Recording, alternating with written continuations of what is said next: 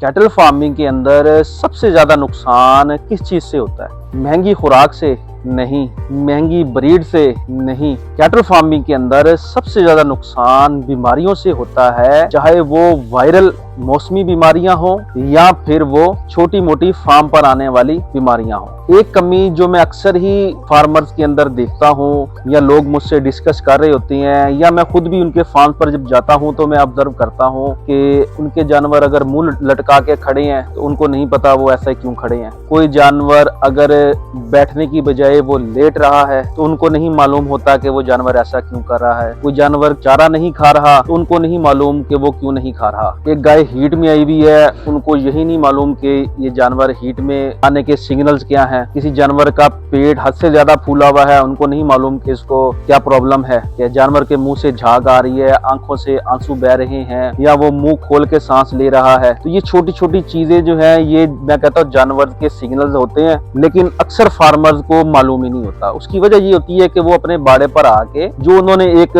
Spot बनाया होता है अपने बैठने के लिए, वहां पर बैठ के यारों दोस्तों के साथ गपशप करते रहते हैं और अपने फार्म का पूरा चक्कर नहीं लगाते। मेरा ये मानना है कि जब आप फार्म पर आए तो कम से कम आप 2-3 मिनट हर जानवर को ऑब्जर्व करें। ऐसे चलते जाएं, एक जानवर के पास खड़े हो, उसको ऑब्जर्व करें, उसकी आंखों के अंदर चमक देखें, उसके खुरों की हालत देखें, उसके अंदर देखें कि जोश है, खड़क है, जानवर सेहतमंद है, एक्टिव नजर आ रहा है या नहीं आ रहा। ऐसे वन बाय वन आप सारे जानवरों को चेक करते हैं। और खुदा ना खास्ता कोई जानवर अगर बीमार होगा या होने वाला होगा तो वो जानवर हमें पहले सिग्नल दे रहा होता है। अगर हम उस सिग्नल को पकड़ते हुए फौरन से ही उसका इलाज कर देते हैं तो वो बीमारी आगे बढ़ने से, फैलने से बच जाएगी और जानवर की सेहत भी उसमें डाउन नहीं होगी, क्योंकि हमने फौरन ही उसको ट्रीटमेंट उसका कर दिया। ट्रीटमेंट भी सिंपल होता है, सारी चीजें आपको हमने अपने इसी पेज के ऊपर बताई हुई है। सिर्फ आपने थर्मामीटर उसको लगा के चेक करना है। अगर टेम्परेचर हाई है तब भी पता चल जाएगा, टेम्परेचर लो है, बीपी डाउन है, वहां से उसका भी पता चल जाएगा। उसके मुताबिक आप खुद भी ट्रीटमेंट कर सकते हैं डॉक्टर से मशवरा करते हुए। तो जब तक आपकी ऑब्जर्वेशन अच्छी नहीं होती